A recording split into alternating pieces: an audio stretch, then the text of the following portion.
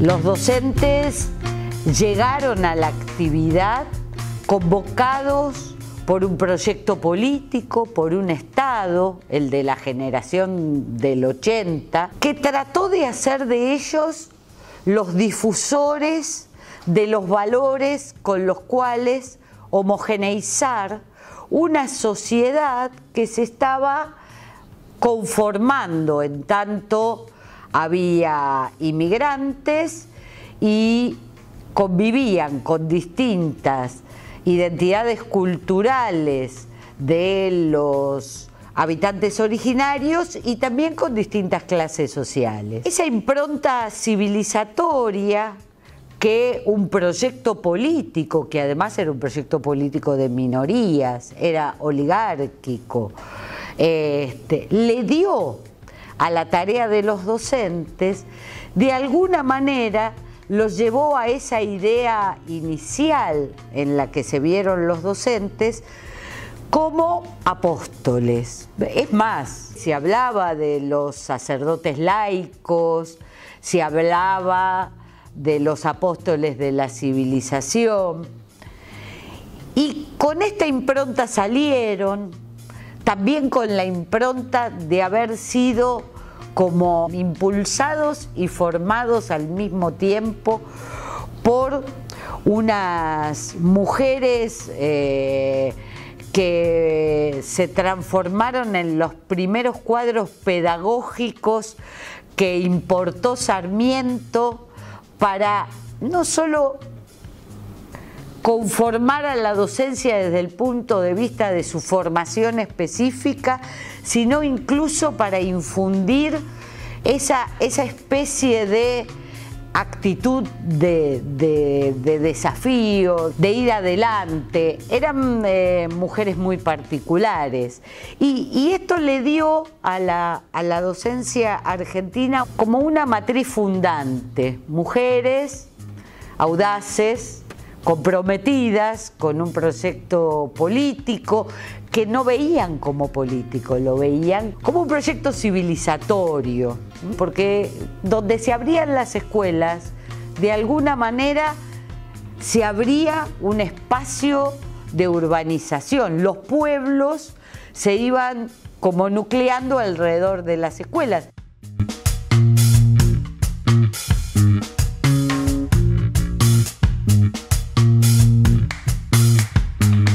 Esta matriz fundacional se fue resignificando como todo proceso de consolidación de una identidad, de un grupo, de un colectivo. Obviamente, sobre eso apareció rápidamente el requerimiento de la formación específica. Y cuando se masificó la docencia, ya también se estratificaron diferentes formaciones docentes para diferentes niveles educativos o incluso diferentes orientaciones disciplinares. Todo esto que sí ocurrió durante el siglo XX, en simultáneo la masificación del sistema y la masificación de los cuadros docentes que sostenían ese sistema educativo, se fue gestando casi como superponiéndose a esta identidad de apóstol, de misionero laico, una identidad más profesional, más profesionalizante. Incluso esto se vinculó con quienes fueron los que se definieron socialmente como aquellos que elegían la carrera docente. Fundamentalmente, en la escuela primaria eran las mujeres, pero eran las mujeres de clase media que accedían a un nivel de educación secundaria, porque en simultáneo las mujeres empezaban a ser trabajadoras fabriles frente al desarrollo de la nueva organización social del país. La expansión del nivel secundario fue más acotado, no se universalizó a lo largo del siglo XX como el nivel primario, pero sí aparecieron una cantidad de colegios y escuelas de educación media que requirieron otro tipo de docente, porque ya no era el docente formado en las escuelas normales, sino aquel que tenía que tener más una formación disciplinar específica que todo lo que rodeaba en su momento y con las modas pedagógicas de aquel momento a la formación de un docente de escuela primaria a cargo de un grupo de chicos. En el modo en que se iba perfilando la docencia secundaria, lo importante era que el que estuviera al frente de la clase y no a cargo de los chicos, supiera mucho de la materia que iba a dictar. El profesor de escuela secundaria nace como una opción docente mayoritariamente masculina. En su origen tenía muy poco, casi nada de formación docente. Si bien en 1907 aparece lo que hoy se conoce como el Joaquín B. González, primer espacio de formación de docentes secundarios, de profesores diplomados se llamaba, que tenía algunas materias pedagógicas, didácticas casi nada, y que tenía fundamentalmente el desarrollo de la formación vinculada a la asignatura para la cual se lo iba a habilitar, matemática, lengua, biología, bueno, lo que fuera. Los requerimientos profesionales de la docencia primaria y el sesgo fundante profesionalista de la docencia secundaria hizo que a mediados del siglo XX y unido a la condición social mayoritariamente de clase media, hizo que claramente aquella identidad de apostolado que seguía como sedimentada debajo de la nueva identidad, fuera visible fundamentalmente la idea de un profesional de la educación. Y que esto de alguna manera se vincula con la primera gran norma nacional donde se le reconocen a este profesional derechos y responsabilidades y deberes. Y estoy hablando del Estatuto del Docente de 1958. Estatuto tenían los profesionales y los docentes por mucho tiempo, mucho tiempo, hasta hace poquitísimos años, seguimos teniendo en nuestro imaginario que sí, que lo que nos corresponde, a lo que tenemos derecho y los deberes que tenemos suelen estar condensados en los estatutos. La capacitación docente en el estatuto del año 58 aparece no como un derecho de los docentes, aparece como una obligación de perfeccionamiento. Entonces, esta idea que hoy sería muy rara entre nosotros porque nosotros reivindicamos la capacitación como derecho, está asociada a una forma de reconocer lo que uno hace y lo que uno es en tanto hace lo que hace, más propia de otro sector social que no tenía hasta ese momento nada que ver ni con el origen social ni con el estatus autoasignado que los docentes tenían sobre sí. Este sector social es la clase trabajadora. cuando la clase trabajadora, en simultáneo que los docentes se organizaban en asociaciones, se organizaba en sindicatos y en una fábrica había la renovación de una máquina, el sindicato o la junta interna de esa fábrica exigía a la patronal como derecho ser recalificado, que esto es para nosotros la formación permanente o la capacitación, en función de las nuevas tecnologías, las nuevas máquinas, los nuevos modos en que se organizaba el proceso de trabajo. Porque si no lo consideraba un derecho y no se lo exigía a la patronal, ese trabajador corría el riesgo de quedar con un saber anacrónico que podía justificar que fuera despedido. Ahora, la única manera de no ser despedido era comprender y exigir que ante una nueva forma de trabajar se requería que la patronal capacitara a los trabajadores que tenían el trabajo en esa nueva dirección. Esta cuestión de la necesidad de que el colectivo docente empiece a tomar la capacitación como derecho, nosotros hoy la llamamos formación permanente, como derecho y no como responsabilidad individual, tal como estaba el estatuto, es, como dijimos, una muestra de que algunas cuestiones empiezan a vincular una identidad de un sector que nació como apostolado y que después fue como profesional, empieza a vincularse a las formas de pensar la actividad de la clase trabajadora. Esto se da en un momento donde, por supuesto, aparecen políticas de restricción presupuestaria.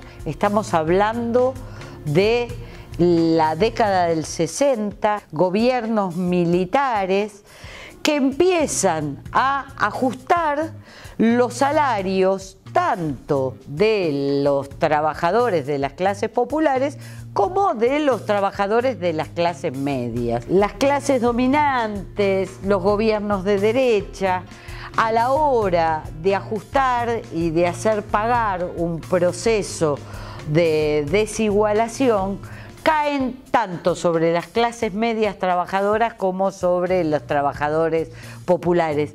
Y uno se da cuenta que es un trabajador más allá o más acá de que sienta que tiene un estatus superior al del obrero industrial. Entonces esto es de alguna manera el contexto en el cual algunas asociaciones de profesionales, docentes, empiezan a querer convertirse y a comportarse como sindicato. Hacer huelga, eso es algo que hasta la década del 40, como decía Isauro Arancibia, que le decían en las asambleas en Tucumán, era impropio de un docente hacer huelga, más allá de estar bien o mal, hacer solo huelga, ¿no? Pero no, era impropio porque lo ponía al lado de los otros que hacían huelga. Además de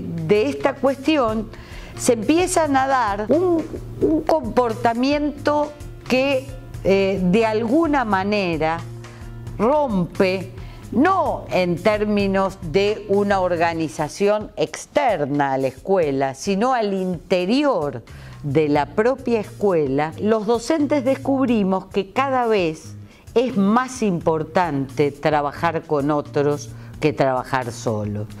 Porque si algo tenía tanto la matriz del apostolado, de la identidad como apóstol, donde uno era el héroe que iba y civilizaba, como la del profesional que juntaba certificados para cada vez saber más y dictar mejor, era que nos empujaban a un trabajo cada vez más solo, y lo colectivo se hace cada vez más importante. En este camino hay organizaciones, y acá estamos en una reunión del SUTEBA y no estoy mintiendo históricamente si digo, hay organizaciones como la CETERA y como el SUTEBA en provincia de Buenos Aires, que son las que se hacen cargo de fortalecer y difundir esta nueva identidad. Hoy están todos los sindicatos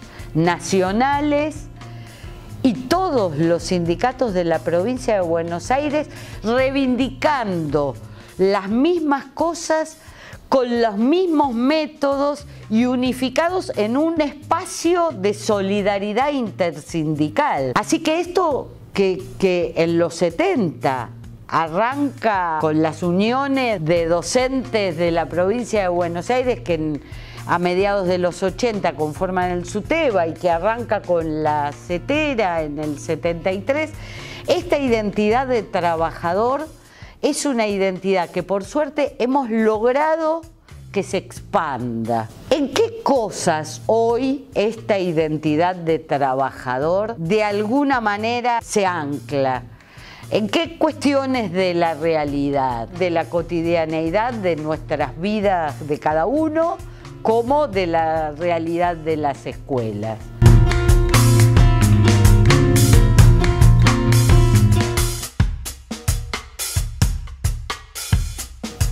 Ciertas cuestiones que a la vez que intentan regular los procesos de enseñanza, de algún modo u otro encorsetan el modo en que nosotros trabajamos. Nosotros descubrimos que tomar evaluaciones estandarizadas era una forma de encorsetar un tipo de trabajo de los docentes. El presidente de la Nación fue más brutal en la apertura de las sesiones del Congreso. Ya ni habló de evaluar, habló de medir resultados. Si hay que medir resultados, entonces nosotros tendremos que alargar métricamente la cantidad de cosas que enseñamos para que los resultados sean buenos. Empezamos a darnos cuenta que tenemos en nuestras manos no la enseñanza como una cosa así abstracta, un proceso de trabajo que tiene tiempos, ¿sí? Que tiene tiempos dedicados a estar en el aula, y tenemos, de acuerdo a las políticas educativas, a los diseños curriculares, a las reglamentaciones, mayor o menor capacidad de construir al interior de esos tiempos que ocurran ciertas cosas, ciertos procesos. Hay espacios escolares donde están reglamentados qué hacer en tiempos comunes. Hay niveles del sistema donde esto no está reglamentado, y entonces si la maestra no está en el patio cuidando a los chicos y mirándolos porque está intercambiando un parecer pedagógico con la maestra de ese mismo grupo del año anterior, esto puede llegar a ser vivido como una contravención, y en realidad este encuentro con otros es necesario para cualificar el trabajo que vamos a hacer en cuanto entremos al aula, para hacerlo mejor, para conocer más a los chicos. Se pelea porque los gobiernos entiendan que nuestro trabajo debe contener dentro del tiempo pago un tiempo para hacer el trabajo en ese encuentro, ¿sí? Que la planificación no es eso que yo hago en mi casa, sino que esto es un proceso de diseñar, de ponernos de acuerdo en una escuela con otros. Hay compañeros que, en nombre de un proceso que los transformó en trabajadores, hoy se comportan más como empleados públicos que como trabajadores. Y acá quiero hacer una diferencia. El trabajo es un hecho social colectivo de producción, antropológicamente hablando.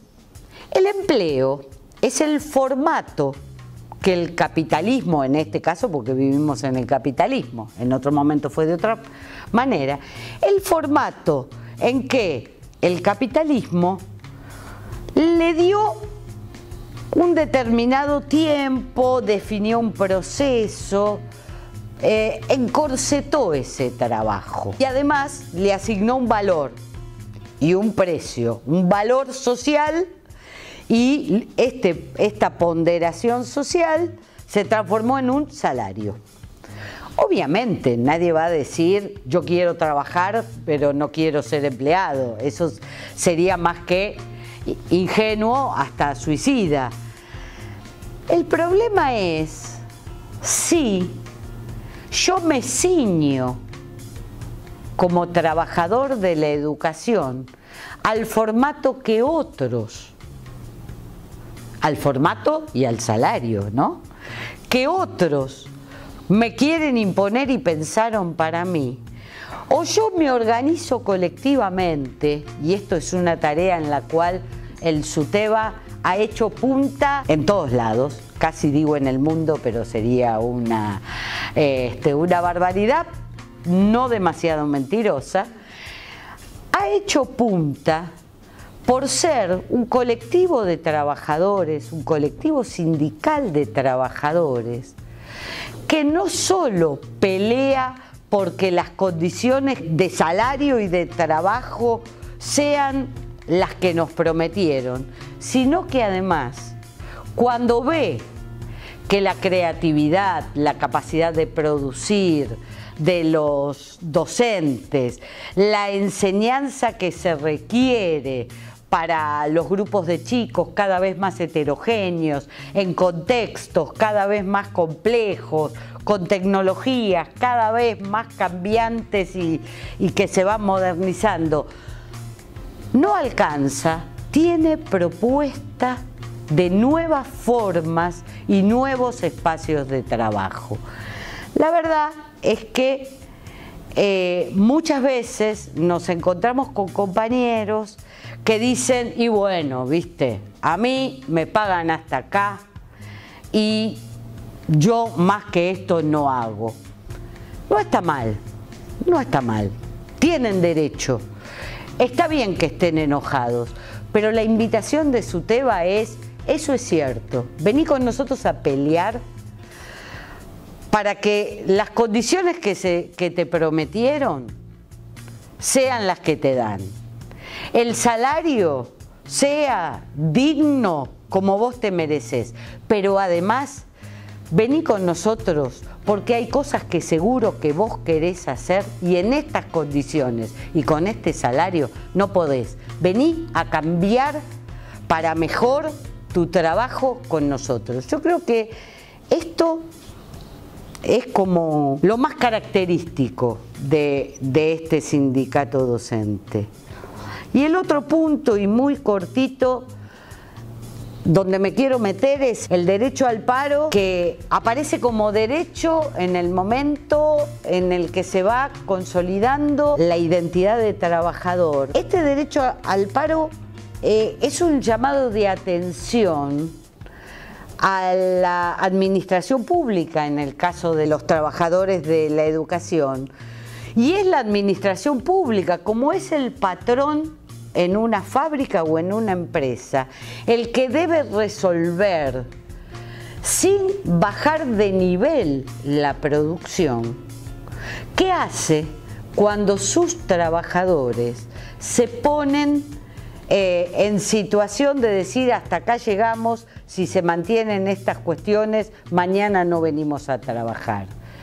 Muchas veces el patrón no tiene más remedio que parar una máquina. No va a producir durante semanas mercancías con trabajadores descalificados, Por ejemplo, por tomar un ejemplo de alguien que no es de una empresa privada, los bancos no pusieron a cualquiera de voluntario en el momento en que los trabajadores bancarios, peleando por sus derechos, fueron al paro. No pusieron a cualquiera a contar plata que era de ellos. En una escuela hay trabajadores intelectuales que piensan una cosa, tienen una ideología, otras, algunas se ponen más de acuerdo o menos de acuerdo